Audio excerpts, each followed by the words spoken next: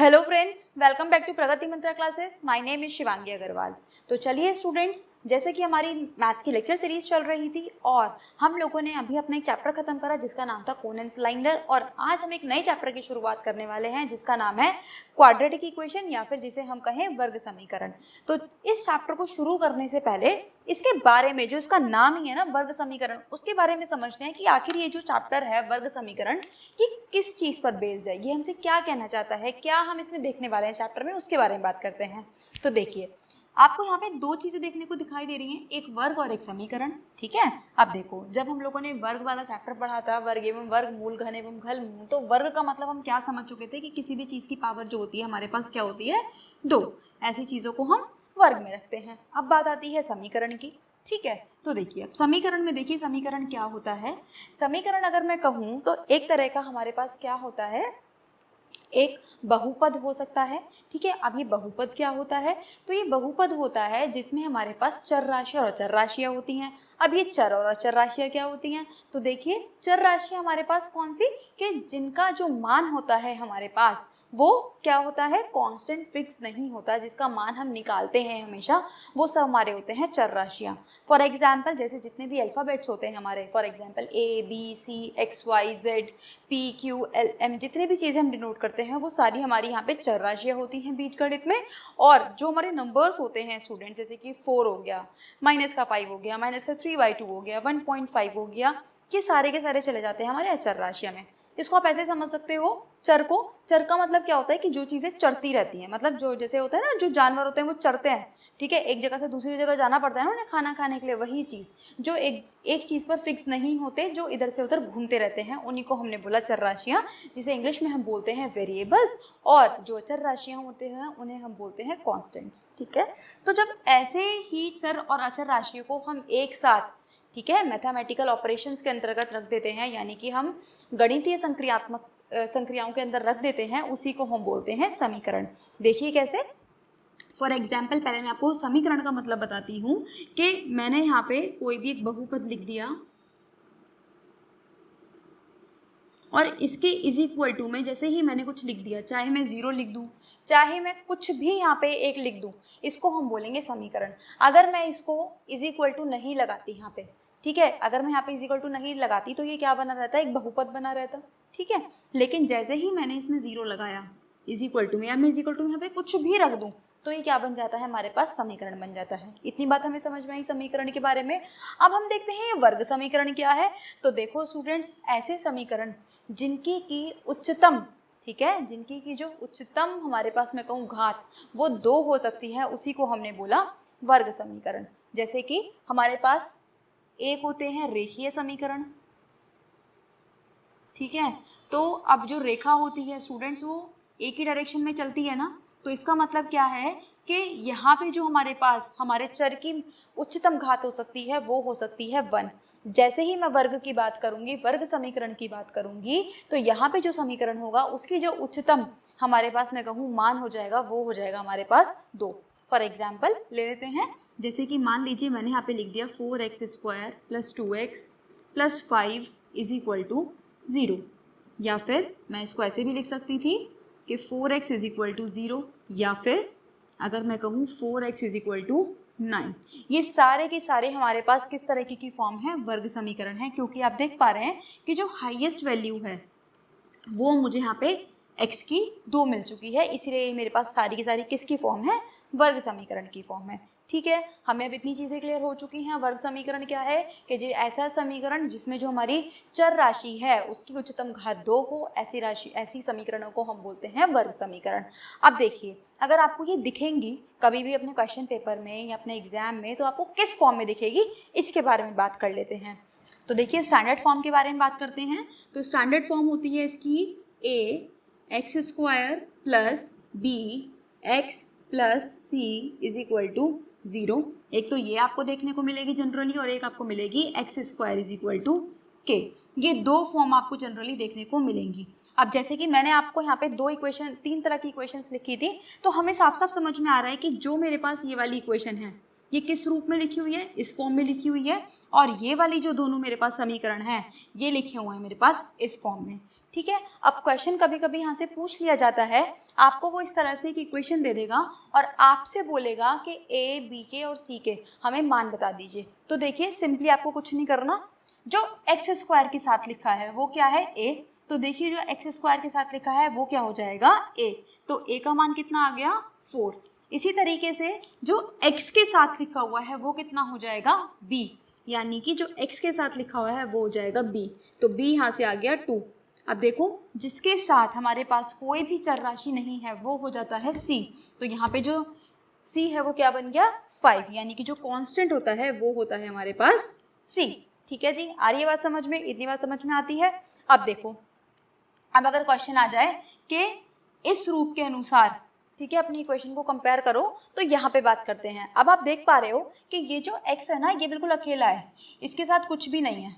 ठीक है, +1 के अलावा इसके साथ कुछ भी नहीं है। तो हमें भी अपनी इक्वेशन में ना ऐसे ही बनाना पड़ेगा। देखो कैसे बना सकती हूँ मैं, यहाँ पे इसके साथ क्या लिखा हुआ है, 4। अब मैं इस 4 को हटाने के लिए क्या करूँगी, पूरी इक्वेशन को 4 से डिवाइड कर दूंगी।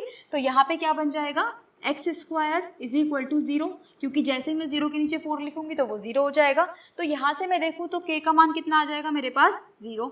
इसी तरीके से यहाँ से देखिए, अब देखो X square is equal to 9/4, ठीक है, क्योंकि 4 से मुझे फिर से डिवाइड करना पड़ेगा। तो यहाँ से जो मेरा k का मान है वो कितना आ गया, 9/4। अभी जस्ट मैंने आपको यहाँ पे कुछ नहीं सिखाया, केवल और केवल आपको कंपैरिजन करना सिखाया है कि किस तरीके से अगर आपके पास समीकरण आ जाता है तो आप a का, b का और c का या फिर k का मान किस तरीके से निकाल सकते हो। ठीक है, अभी तक हमने केवल ये 4 चीज़ें सीखी हैं। हमने देखा कि समीकरण क्या है, वर्ग समीकरण क्या है, फिर हमें वर्ग समीकरण की जो फोटो है वो किस टाइप की मिलेगी, और अगर ये फोटो इस तरह की है तो हम किस तरीके से a का, b का, c का और या फिर k का मान निकाल सकते हैं। ठीक है, चलिए अब कुछ एग्जाम्पल्स की तरफ चलते हैं और देखते हैं कि क्वेश्चन किस तरीके से हमसे पूछा जाएगा, उसके बारे में बात कर लेते हैं।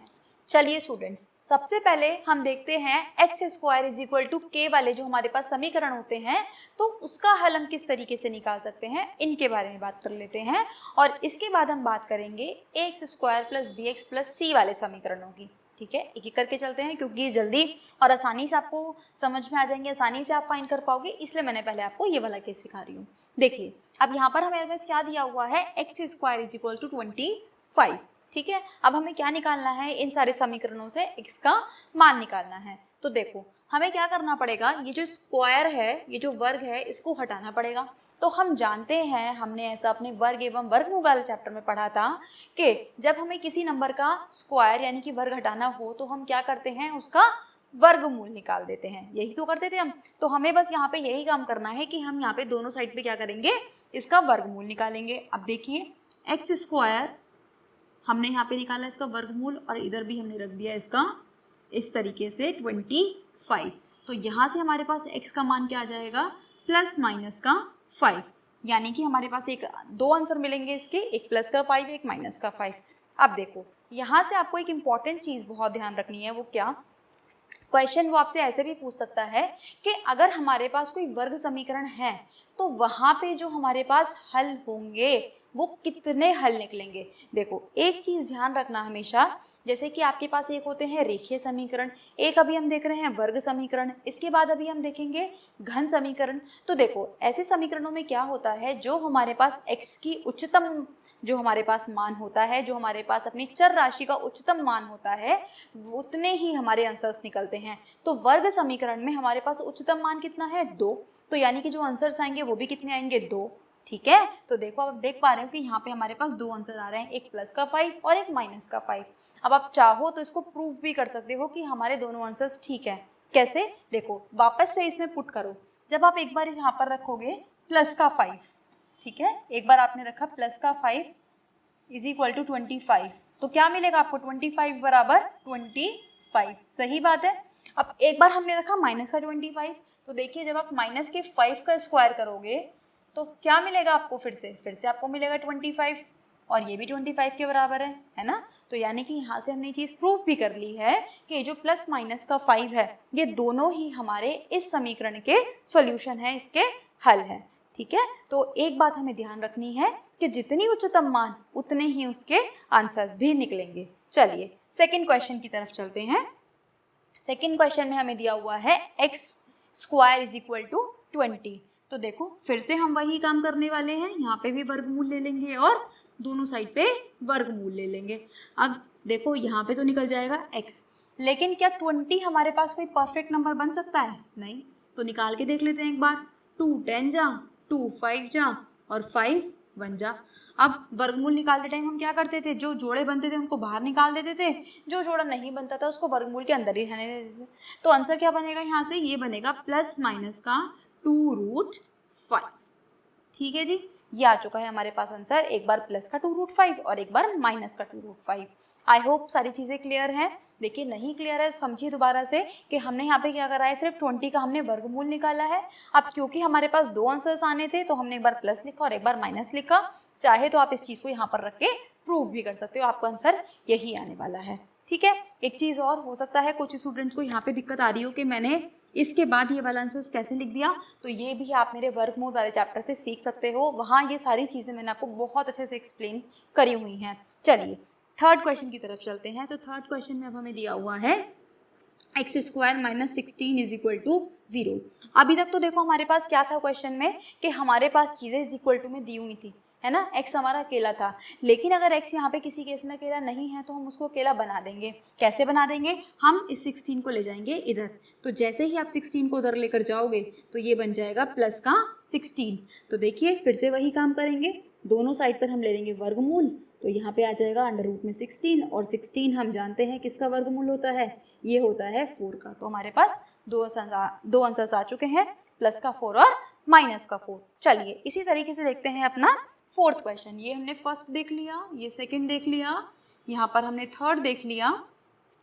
फोर्थ क्वेश्चन की तरफ चलते हैं। ये दिया हुआ है 4x स्क्वायर माइनस का 9। अब फिर से वही, हमारे पास x स्क्वायर अकेला नहीं है तो सबसे पहला स्टेप हमें इसको अकेला करना है। कैसे? पहले हम 9 को इधर लेकर जाएंगे तो ये बन जाएगा हमारे पास 4x square is equal to 9। अब इस 4 को लेके जाओगे, कैसे लेकर जाओगे? अब ये 4 मल्टीप्लाइंग में है तो उधर जाके बन जाएगा हमारे पास डिवाइड में। अब देखिए फिर से वही कहानी चलेगी, हम यहाँ पे क्या करेंगे, वर्गमूल ले लेंगे और इधर भी वर्गमूल ले लेंगे। अब भैया पॉइंट में आ गया तो कैसे वर्गमूल ले, तो कोई डरने की जरूरत नहीं है, ऊपर वाले का वर्गमूल अलग, नीचे वाले का वर्गमूल अलग। तो देखो क्या बनेगा यहाँ पे, 9 किसका स्क्वायर होता है, 3 का, और 4 किसका होता है, 2 का। तो आंसर आ चुका है प्लस माइनस का 2, यानी कि x का मान आ चुका है हमारे पास प्लस माइनस का 3/2। इस तरीके से बिल्कुल आप आसानी से अपना आंसर निकाल सकते हैं। चलिए फिफ्थ क्वेश्चन की तरफ चलते हैं और फिफ्थ क्वेश्चन में हमें दिया हुआ है X square minus 49 is equal to 0। अब x फिर से अकेला नहीं है तो हमें x को अकेला करना पड़ेगा, 49 को हम ले जाएंगे इधर। अब फिर से वही कहानी, वर्गमूल ले लेंगे। तो देखिए यहाँ पे जब हमने वर्गमूल लिया तो ये हो गया 49, और 49 हम जानते हैं किसका वर्गमूल होता है, 7 का। तो एक आंसर प्लस में और एक आंसर माइनस में, यानी कि x की दो वैल्यूज़ हमारे पास आ चुकी हैं। आप चाहें तो फिर से इसको वेरीफाई कर सकते हैं, जैसे मैंने इस पार्ट में आपको वेरीफाई करके दिखाया था। सारे आंसर्स आपके मैच करेंगे जैसे हमने इसमें हो गया था। ठीक है, तो यहाँ पे हम लोगों ने अपने समझ लिया कि अगर हमारे पास कोई question X square is equal to K की फॉर्म में आता है तो हम उसको इस तरीके से सॉल्व कर सकते हैं। चलिए अब हम चलते हैं अपने दूसरे टाइप के समीकरण की तरफ, यानी कि a x square plus b x plus c वाले समीकरण की तरफ।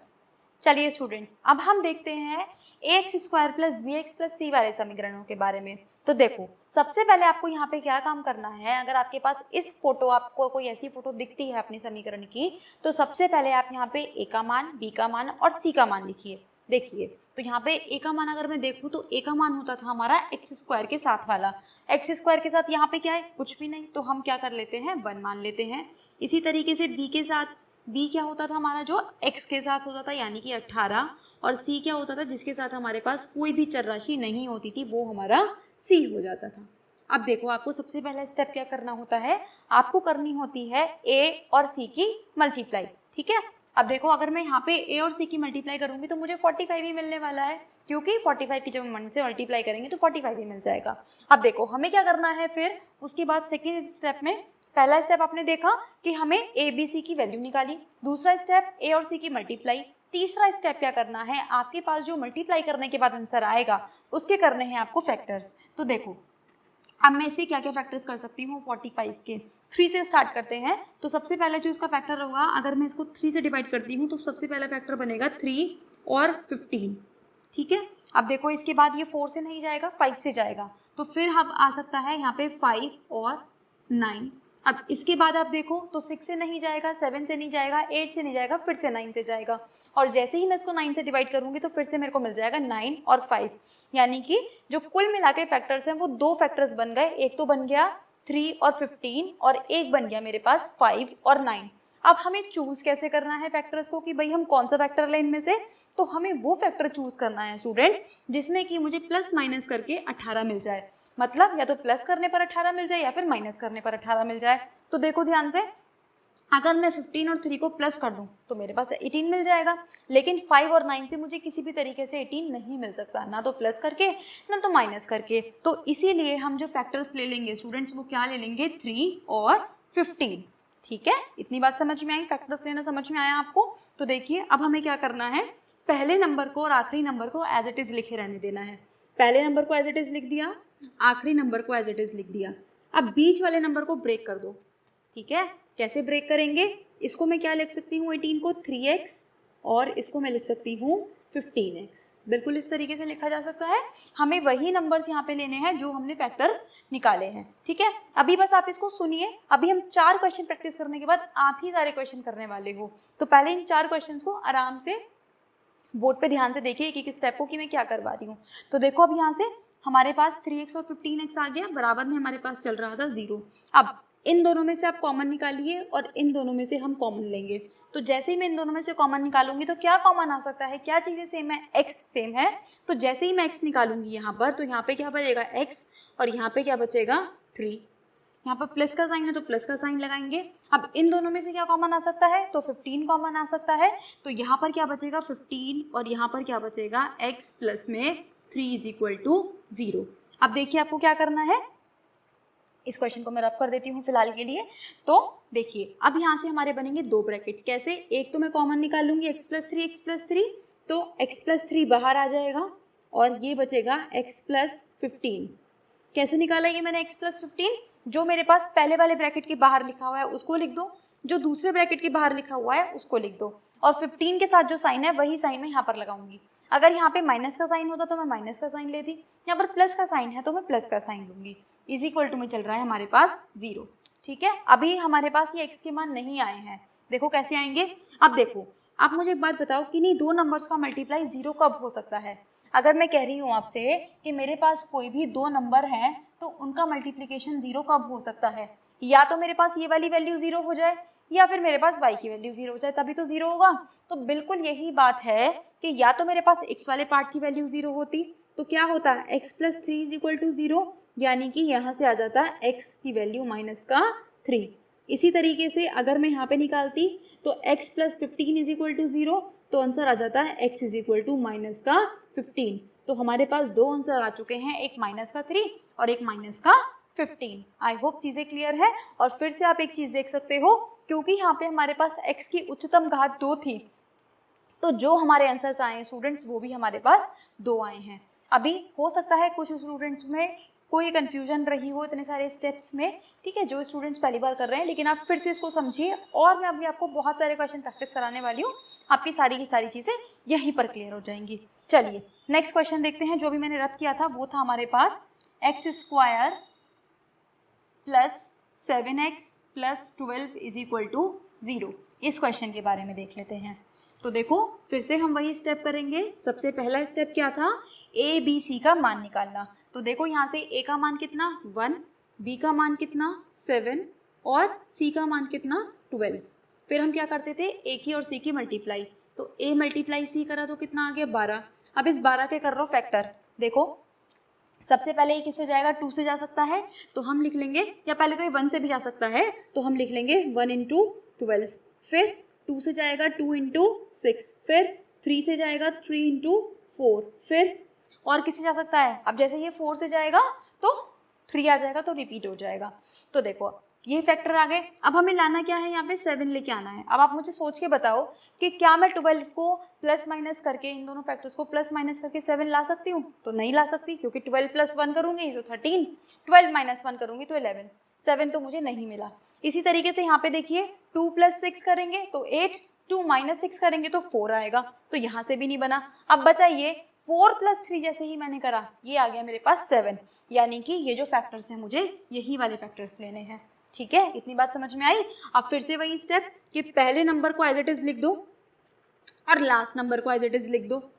अब बीच में क्या है, 7x। 7x कैसे आएगा, जब मैं 3x और 4x को प्लस करूंगी तो यहाँ पे लिखेंगे प्लस का 3x प्लस का 4x। अब यहाँ पे आपको साइन पे ध्यान देने की बहुत ज़रूरत है। अगर आपने यहाँ पे साइन में गड़बड़ी कर दी तो क्वेश्चन पूरा गलत हो जाएगा, इसलिए साइंस को बहुत ध्यान से लगाइएगा, ये देखकर कि भाई इनको हम प्लस करें, माइनस करें, या जब माइनस करेंगे तो कौन सा नंबर माइनस करना है, छोटे में से बड़ा कि बड़े में से छोटा, इन चीज़ों को ध्यान रखना है। चलिए अब फिर से वही स्टेप, इन दोनों में से कॉमन ले लीजिए और इन दोनों में से कॉमन ले लीजिए। इज इक्वल टू में 0 चल ही रहा है, तो x यहाँ से कॉमन आएगा तो यहाँ बचेगा x + 3, और यहाँ से 4 कॉमन आ जाएगा तो बचेगा फिर से x + 3।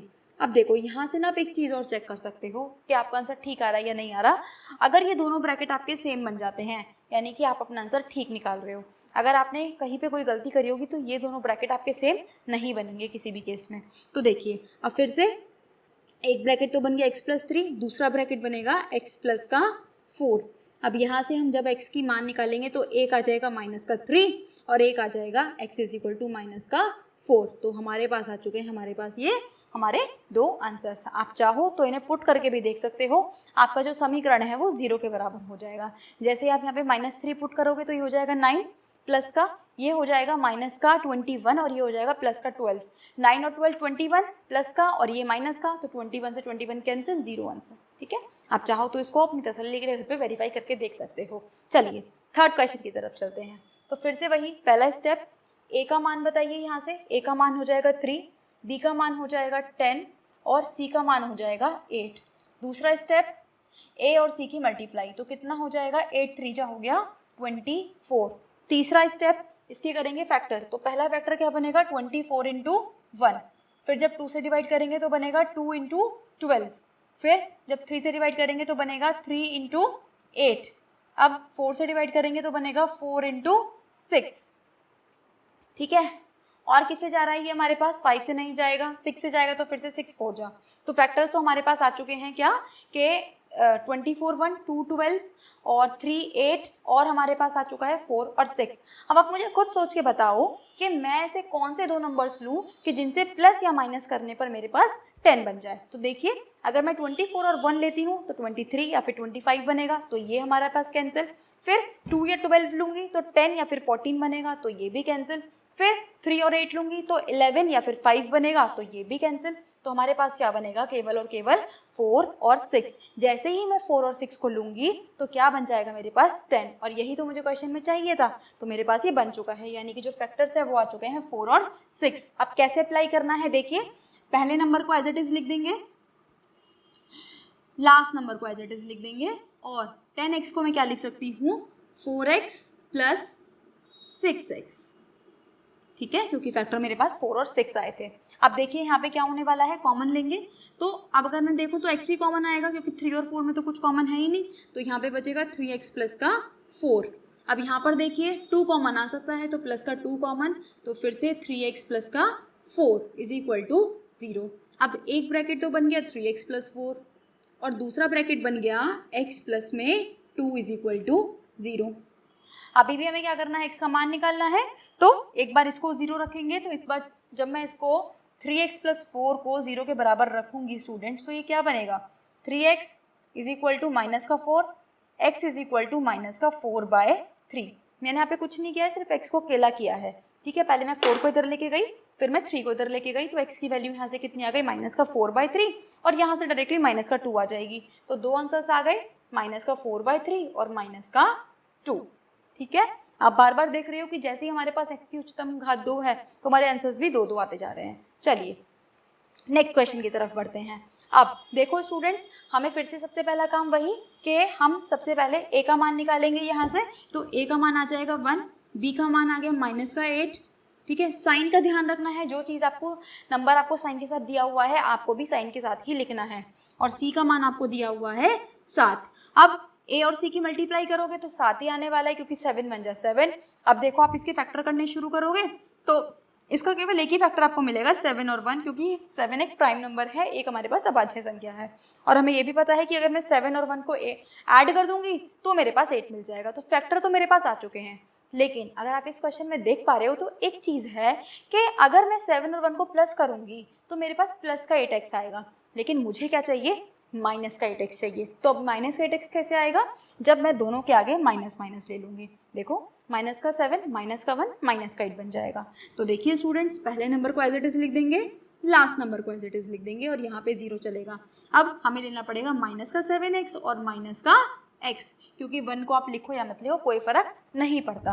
अब इन दोनों में से कॉमन निकालोगे तो क्या आएगा, x, यहाँ पे क्या आएगा x माइनस 7, यहाँ से क्या आप निकालोगे माइनस का 1, तो ये आएगा x माइनस 7। ठीक है जी, एक ब्रैकेट बन गया x माइनस 7 और एक ब्रैकेट बन गया x माइनस 1। तो यहाँ से आपके पास x के 2 मान आ जाएंगे, एक आ जाएगा 7 और एक आ जाएगा 1, और यही हो गए हमारे आंसर्स। तो देखिए स्टूडेंट्स, अभी तक हम 2 टाइप के क्वेश्चन x² = k और ax² + bx + c वाले क्वेश्चंस को कर चुके थे। अब ये है हमारा आज का थर्ड टाइप, जिसमें हम देखने वाले हैं स्टेटमेंट रिलेटेड क्वेश्चंस को, जहाँ पे हमारी होती हैं वर्ड प्रॉब्लम्स, जिसे हम बोलते हैं एक तरीके से। अब हमें यहाँ पे क्या करना है कि अभी तक तो हमें समीकरण दी हुई थी, हमने सिर्फ उनको सॉल्व कर लिया था। अब हमें यहाँ पे समीकरण भी खुद से बनानी होगी, जो कि डेटा हमें क्वेश्चंस में दिया होगा, उसके अकॉर्डिंग हमें अपनी इसको इक्वेशन को फॉर्म करना पड़ेगा। चलिए सबसे पहले समझते हैं कि हमें क्वेश्चन में क्या क्या दिया हुआ है और हमें किस तरीके से समीकरण बनाना है। अब देखिए क्वेश्चन में हमें दिया हुआ है कि एक आयताकार बाग है, उसकी जो लंबाई है उसकी चौड़ाई के 3 गुनी है। ठीक है, एक आयताकार बाग बना लेते हैं। आयताकार ऐसा होता है जिसकी लंबाई और चौड़ाई अलग अलग होती है। अब उसने कहा कि जो इसकी लंबाई है ना, ये इसकी चौड़ाई के 3 गुनी है। मान लेते हैं कि अब भाई अगर इसकी चौड़ाई x रही होती तो ये क्या हो गई होती है, उसकी 3 गुनी यानी कि 3x। तो हम लिख लेंगे यहाँ पे, माना बाग की चौड़ाई बराबर, बाग की चौड़ाई बराबर x। ठीक है, let the breadth of the garden be x। अब देखिए तो ये इम्प्लाइज क्या करेगा, बाग की लंबाई कितनी है हमारे पास, बाग की लंबाई कितनी है हमारे पास 3x, और ये हमने कैसे निकाला, अकॉर्डिंग टू अपने क्वेश्चन के निकाला। और क्या चीज़ हमें दी हुई है, तीसरी चीज़ हमें दी हुई है बाग का क्षेत्रफल। अब देखो आप मुझे ये बताओ कि भाई जो हमारे पास बाग होता है, अगर वो कोई रेक्टेंगल शेप में है तो उसका एरिया क्या होता है। तो हम सब जानते हैं कि भाई बाग का जो क्षेत्रफल होगा इस क्वेश्चन के अकॉर्डिंग, क्योंकि वो आयताकार है, तो वो हमेशा होता है लंबाई गुणा चौड़ाई, यानी कि लेंथ इनटू ब्रेथ। अब लंबाई कितनी है क्वेश्चन के अकॉर्डिंग, वो है हमारे पास 3x, और चौड़ाई कितनी है x, और क्षेत्रफल हमें कितना दिया हुआ था 243। तो देखिए अब क्या बन गया यहाँ से, 243 = 3x में स्क्वायर। तो अगर आप देख पा रहे हो, समझ पा रहे हो, तो ये कौन सी फॉर्म बन चुकी है हमारे पास, x² = k वाली फॉर्म हमारे पास बन चुकी है। लेकिन अब x के साथ कुछ लिखा हुआ है ना, तो हमें इसको हटाना पड़ेगा। हटाने के लिए मैं क्या करूँगी, इसको नीचे ले आऊँगी, तो ये नीचे आके हो जाएगा डिवाइड में। तो ये बन गया हमारे पास x² = 243/3। डिवाइड करोगे आप इसको तो ये आ जाएगा 81, और 81 हम जानते हैं किसका वर्गमूल होता है, ये होता है 9 का। तो अब देखिए x की वैल्यू हमारे पास आएंगी यहाँ से 2, एक प्लस का 9 और एक माइनस का 9। अब यहाँ पे आपको एक चीज़ ध्यान रखनी है, देखो कुछ चीज़ें स्टूडेंट्स ऐसी होती हैं, जैसे अभी तक तो हमने समीकरण निकाली थी, उसमें हमने दोनों वैल्यूज़ को कंसीडर किया था, लेकिन इस क्वेश्चन में केवल और केवल हम प्लस वाली वैल्यू को कंसीडर करेंगे, माइनस वाली को नहीं कंसीडर करेंगे। ऐसा क्यों, क्योंकि अगर आपने कभी भी किसी चीज़ की लंबाई नापी होगी, फॉर एग्जांपल अगर आपने अपना स्केल देखा होगा, कभी पेपर को नापा होगा ड्राइंग करते हुए, कभी आप बाजार में गए होंगे कपड़ा लेने, तो आपने यही तो बोला होगा 5 मीटर कपड़ा दे दो। कभी आपने ये तो नहीं बोलते सुना होगा ना कि -5 मीटर कपड़ा दे दो। तो कुछ यूनिट्स हमारे पास, कुछ इकाइयाँ ऐसी होती हैं जिनका ऋणात्मक हम नहीं ले सकते।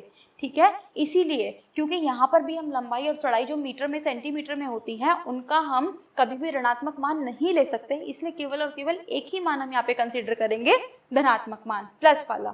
ठीक है जी, तो यहाँ से हमारे पास जो x का मान है वो आ चुका है 9 मीटर। अब ये जो x का मान था ये क्या था हमारे पास, x को हमने क्या माना था, चौड़ाई, तो चौड़ाई आ चुकी है। लेकिन क्वेश्चन में अगर हम ध्यान से देखें तो उसने हमसे लंबाई पूछा है, तो क्वेश्चन यहाँ पे ख़त्म नहीं हुआ है। बहुत सारे स्टूडेंट्स यही गलती करते हैं कि वो x का मान निकाल के छोड़ आते हैं, वो क्वेश्चन में वो पढ़ के नहीं निकाल पाते कि हमें एक्चुअल क्या निकालना था। तो यहाँ पे आपको ये गलती नहीं करनी है। अभी हमारे पास लंबाई निकालनी है, तो लंबाई हमने देखा था ये थी 3x, यानी कि 3 × 9, यानी कि ये हो गई हमारे पास 27 मीटर, और ये हो चुका है हमारे पास हमारा आंसर। क्योंकि क्वेश्चन में हमारे पास वर्ग मीटर था, तो आंसर भी हमारे पास मीटर में आएगा। ठीक है, आई होप चीज़ें क्लियर हैं। चलिए और क्वेश्चन देखते हैं इसी टाइप के। अगर किसी को डाउट था भी तो वो भी आगे आने वाले क्वेश्चंस पे क्लियर हो जाएगा। तो देखिए स्टूडेंट्स, अब की बार हमें दिया हुआ है कि एक वर्गाकार क्षेत्र जो हमारे पास खेत है उसका क्षेत्रफल दिया हुआ है 256 वर्ग मीटर, और हमें खेत का परिमाप ज्ञात करना है। देखो अगर अब की बार हमारे पास शेप क्या है, ये है हमारे पास एक स्क्वायर शेप यानी कि वर्गाकार शेप, और वर्गाकार शेप का हम जानते हैं जो परिमाप होता है वो होता है 4 गुना भुजा, यही होता है। लेकिन क्योंकि अब क्वेश्चन में हमें भुजा नहीं दी हुई है तो हमें पहले भुजा निकालनी पड़ेगी। अब यानी कि उसकी साइड, तो साइड कैसे निकालेंगे, ये जो हमें दिया हुआ है ना इसका क्षेत्रफल, इसकी हेल्प से निकालेंगे। तो देखिए हम लिखेंगे खेत का क्षेत्रफल। अब स्क्वायर का एरिया कितना होता है, यानी कि वर्ग का क्षेत्रफल कितना होता है, ये होता है हमारे पास भुजा का स्क्वायर। अब की बार हमें कितना दिया हुआ है, ये दिया हुआ है 256, सॉरी भुजा का स्क्वायर ये हमें दिया हुआ है 256। यहाँ से आ जाएगी हमारे पास भुजा। अब क्या करेंगे, इसका हम ले लेंगे अंडर रूट, तो यहाँ पे भी ले लिया हमने अंडर रूट। अब ये जो 256 होता है स्टूडेंट्स, ये होता है हमारे पास किसका अंडर रूट, ये होता है हमारे पास 16 का। तो यानी कि जो भुजा है हमारे पास वो आ चुकी है 16 मीटर। अब फिर से यहाँ पे वही कॉन्सेप्ट कि क्योंकि ये एक मीटर में है तो हम इसका नेगेटिव मान, ऋणात्मक मान नहीं कंसीडर करेंगे। बस अब तो क्वेश्चन खत्म। अब हमें क्या निकालना है, खेत का परिमाप। और खेत का परिमाप क्योंकि ये एक हमारे पास वर्गाकार जो एरिया है जो हमारे पास है वो वर्गाकार है शेप, तो इसका हो जाएगा 4 × भुजा, यानी कि 4 × 16। तो देखिए ये हो जाएगा हमारे पास 64 मीटर। ठीक है जी, ये आ चुका है हमारे पास हमारा आंसर। क्योंकि जो परिमाप होता है उसकी यूनिट होती है हमारे पास मीटर। क्योंकि बस हमें परिमाप निकालने में क्या करते हैं, ये जो साइड्स हमारे पास होती हैं इनको ऐड कर देते हैं, यही तो हमारे पास परिमाप हो जाता है। ठीक है, वो आई होप ये क्वेश्चन भी आपको समझ में आया होगा। तो बस इसी टाइप के हल्के फुल्के स्टेटमेंट वाले क्वेश्चन आपके यहाँ से आएंगे। अब हमने इस चैप्टर में 3 कॉन्सेप्ट को पढ़ना था, एक x² = k को, एक x² + bx + c को, और एक हमने पढ़ने थे स्टेटमेंट वाले। तीनों तरह के क्वेश्चंस को हमने देख लिया। अब हम करते हैं कुछ क्वेश्चंस की प्रैक्टिस। तो अब जितने भी स्टूडेंट्स को समझ में आ गया हो सारे मेथड्स, वो आप मेरे साथ वीडियो पॉज करके खुद से ट्राई करिए। और अभी जिनको किसी तरह का डाउट है तो आप मेरे साथ साथ वीडियो को देखिए और साथ साथ उन चीज़ों को सॉल्व करने की कोशिश करिए, और देखिए आपकी कहाँ पे गलतियाँ हो रही हैं, कहाँ पे मिस्टेक्स हो रही है, या कहाँ पे आपको प्रॉब्लम आ रही है। चलिए कुछ और क्वेश्चन की प्रैक्टिस करते हैं। अब देखो अभी तक जो हमने क्वेश्चन देखे थे उसमें क्या था कि = में डायरेक्टली 0 दिया हुआ था, लेकिन यहाँ पे हमारे पास = में एक वैल्यू दे दी है। तो 0 बनाने के लिए हम क्या करेंगे, इस वैल्यू को हम ले आएंगे इधर। तो देखो जब हम लेकर आए इसको 6x² -6 -1 = 0। अब ये बिल्कुल वही फोटो बन चुकी है ax² + bx + c वाली। अब हम इसको सॉल्व कर सकते हैं। तो देखिए सबसे पहले वही स्टेप, a का मान 6, b का मान -1 और c का मान भी -1। ठीक है, दूसरा स्टेप क्या था, a और c की मल्टीप्लाई, तो क्या बन गया, -6 बन गया। फैक्टर करेंगे -6 के, तो ये बनेगा एक तो बनेगा -6, ठीक है, और एक तो बनेगा 6 और 1, एक बनेगा 2 और 3, यही तो 2 फैक्टर बनेंगे। अब क्योंकि मुझे प्लस माइनस करके 1 लेकर आना है तो वो इस वाले फैक्टर से तो नहीं बनेगा, इसी फैक्टर से बन सकता है क्योंकि दोनों का डिफरेंस 1 है। अब हम कैसे बताएं कि -1 के लिए प्लस का 2 लें या फिर प्लस का 3 लें। देखो आप ध्यान से, अगर मैं प्लस का 2 लेती हूँ और माइनस का 3 लेती हूँ, तो जैसे ही मैं इन दोनों को सॉल्व करूंगी तो क्या आएगा, -1, और यही तो मुझे चाहिए। यानी कि मुझे क्या लेना पड़ेगा, बड़ा वाला नंबर माइनस का और छोटा वाला नंबर प्लस का। ठीक है जी, तो देखिए अब देखो यहाँ पे पहला नंबर एज इट इज लिख देंगे, लास्ट वाला नंबर भी एज इट इज लिख देंगे, = में 0। अब यहाँ पे क्या लिखेंगे, -3x और प्लस का 2x। अब 2x को चाहे पहले लिख लो, 3x को बाद में लिख दो, कोई इस बात से फर्क नहीं पड़ने वाला है। अभी आप चाहो तो आप खुद करके भी देख सकते हो उसको। देखो यहाँ से क्या कॉमन आ रहा है इन दोनों में से, यहाँ से आ रहा है हमारे पास 3 और x कॉमन, क्योंकि 3 और 6 3 की टेबल में आते हैं और दोनों में से x में बाहर निकाल सकती हूँ। तो यहाँ पे क्या बचेगा 2x और यहाँ पे क्या बचेगा माइनस का 1। इसी तरीके से अब यहाँ से तो कुछ भी कॉमन नहीं आ रहा तो 1, तो 2x माइनस का 1 इज इक्वल टू 0। अब देखो यहाँ पे क्या आ गया 2x माइनस 1 एक ब्रैकेट में, दूसरे ब्रैकेट में 3x प्लस का 1। अब यहाँ से हमें क्या करना पड़ेगा, अपने x का मान निकालना पड़ेगा। तो देखो x का मान निकालने के लिए यहाँ पे क्या, इसको 1 को उधर लेके जाएंगे और 2 नीचे, तो 1/2। यहाँ पे x का मान 1 को उधर लेके जाएंगे तो माइनस का 1 और 3 को नीचे लेके जाएंगे तो ये हो जाएगा माइनस का 1/3। जैसे मैंने आपको पिछले क्वेश्चंस में सिखाया बिल्कुल उसी तरीके से आपको इसको एक एक करके 0 के बराबर रख के सॉल्व करना है। ठीक है, चलिए आई होप चीज़ें क्लियर होती जा रही हैं, आप समझ में आता जा रहा है। चलिए स्टूडेंट नेक्स्ट क्वेश्चन की तरफ चलते हैं। तो यहाँ पे फिर से वही काम, a का मान हमें दिया हुआ है 1, b का दिया हुआ है माइनस का 23 और c का हमें दिया हुआ है 132। सेकेंड स्टेप a और c की मल्टीप्लाई, तो हमारे पास आंसर 132 ही आने वाला है। चलिए अब 132 के फैक्टर करना शुरू करते हैं। तो सबसे पहला 1 और 132, फिर आप 2 से करोगे इसके तो ये आएगा 2 और 66, 3 से करोगे आप तो ये आएगा हमारे पास 3 और 3 से फिर ये जाएगा 3 4 जा और ये 44। ठीक है जी, 4 से करेंगे तो 4 से ये जाएगा 4 3 और 3 33। अब 5 से नहीं जाएगा, इसके बाद 6 से इसको करेंगे तो 6 2 जा और 2 जा। ठीक है जी, अब देखिए 6 के बाद 7 से नहीं जाएगा, 8 से नहीं जाएगा, 9 से नहीं जाएगा, 11 से जाएगा ये। तो 11 के बाद क्या हो जाएगा, ये 11 के बाद ये हो जाएगा 12। ठीक है जी, 11 12 जो होता है हमारे पास 132। तो अगर आप ध्यान से देख पा रहे हो तो यही वो फैक्टर है जो हमें चाहिए था। जैसे ही आप 11 को 12 को प्लस करोगे तो हमारे पास 23 आ जाएगा। लेकिन क्योंकि हमें माइनस का 23 चाहिए तो हम यहाँ पे दोनों नंबर्स को नेगेटिव लेंगे, दोनों नंबर्स को ऋणात्मक लेंगे। तो चलिए वैल्यूज पुट करते हैं। अब फर्स्ट नंबर को एज इट इज लिख देंगे और लास्ट नंबर को भी एज इट इज लिख देंगे और बीच में क्या आ जाएगा माइनस का 11x और माइनस का 12x और इज इक्वल टू में यहाँ पे चलेगा 0। कॉमन लोगे इन दोनों में से तो ये x माइनस का 11, फिर यहाँ से माइनस का 12 कॉमन आएगा तो फिर से x minus 11 is equal to 0। Bracket बन गए x माइनस 11 और x माइनस 12। तो यहाँ से हमारे पास x के 2 मान आ जाएंगे, एक तो 11 और दूसरा मान आ जाएगा हमारे पास से x का 12 और यही दोनों बन जाएंगे हमारे पास हमारे आंसर्स। आई होप चीज़ें क्लियर होती जा रही हैं। चलिए अब एक बिल्कुल अलग टाइप का क्वेश्चन देखते हैं जो कि अभी तक इसी चैप्टर में हम लोगों ने नहीं देखा। तो ये हमारे इस चैप्टर का लास्ट टाइप और लास्ट क्वेश्चंस हैं। देखिए इनको अब हमें किस तरीके से सॉल्व करना है। देखने में तो इतने बड़े बड़े और डरावने से लग रहे हैं, लेकिन इनसे डरने की कोई ज़रूरत नहीं है। सिंपली अभी तक जो चीज़ें हमने सीखी हैं वही चीज़ें आपको यहाँ पे लगानी है।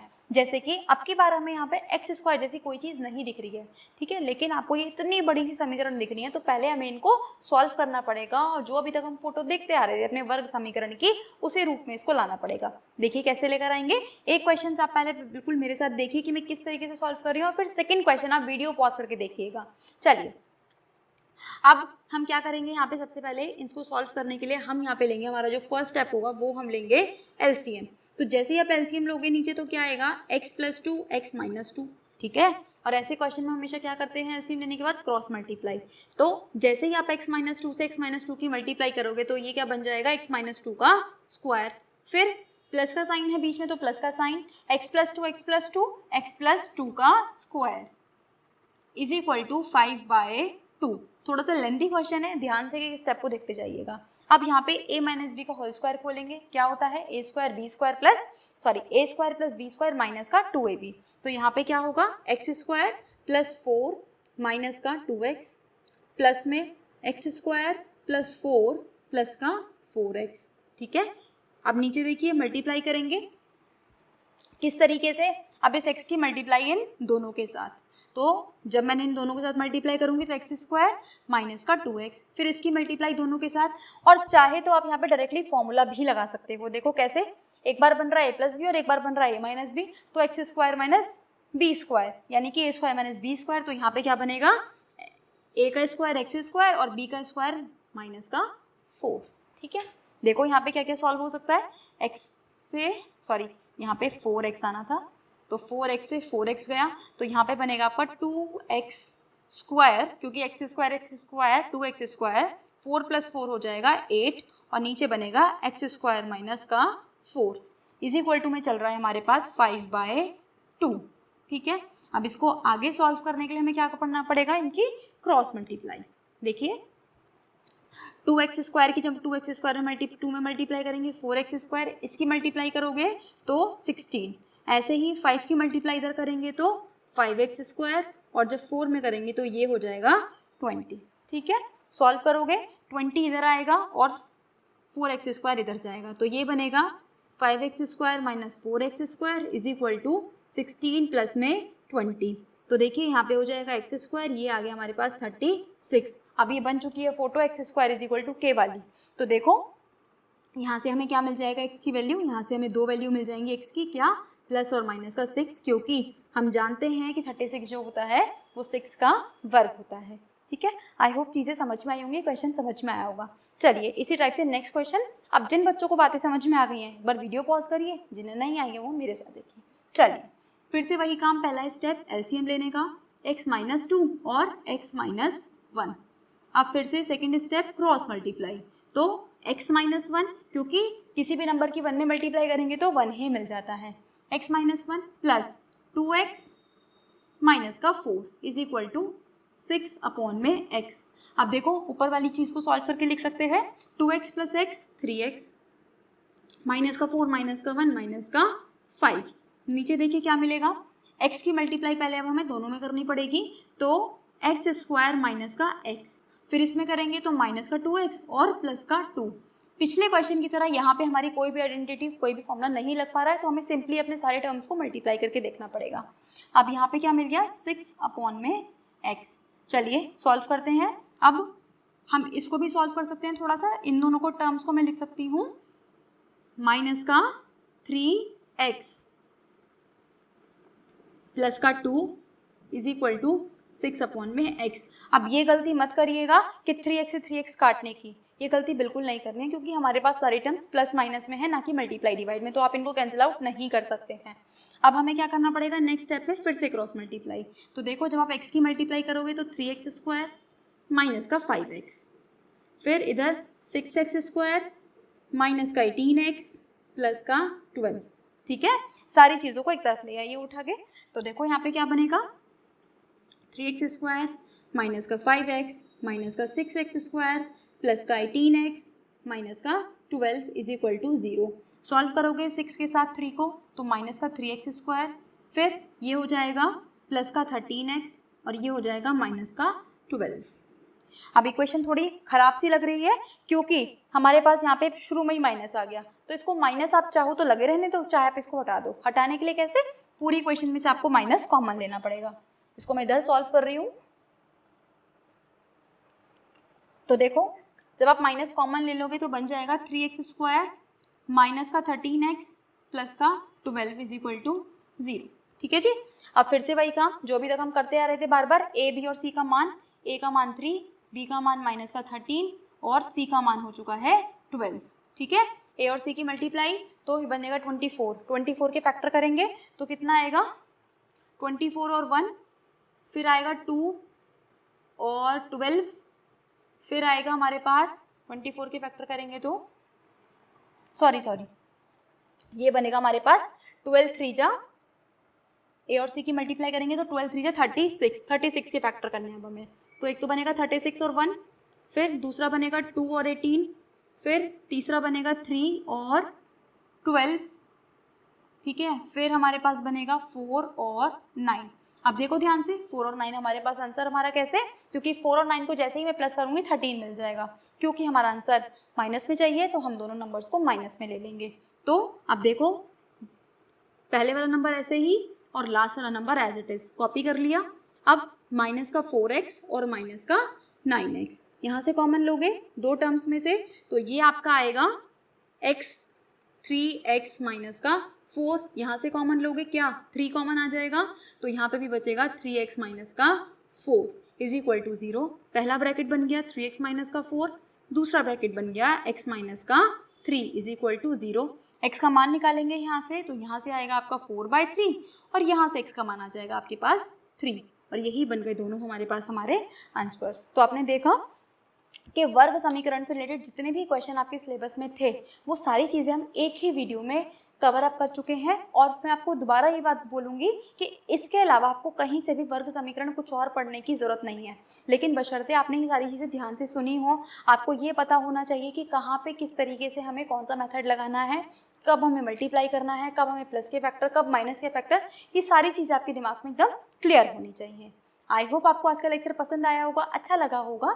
तो अगर अच्छा लगा है तो इसको लाइक करना ना भूलें, अपने फ्रेंड्स के साथ शेयर करना ना भूलें, और अगर चैनल पर नए हैं तो सब्सक्राइब कर दें, बेल आइकन को प्रेस कर दें, ताकि आने वाले सारे नोटिफिकेशंस आपको टाइम से मिलते रहें। किसी डाउट के लिए या डिस्कशन के लिए आप हमारे टेलीग्राम चैनल ज्वाइन कर सकते हैं, जिसका लिंक आपको डिस्क्रिप्शन बॉक्स में दिया हुआ है। तो मिलते हैं एक और नए चैप्टर के साथ, एक और नई वीडियो में। तब तक पढ़ते रहिए। All the very best.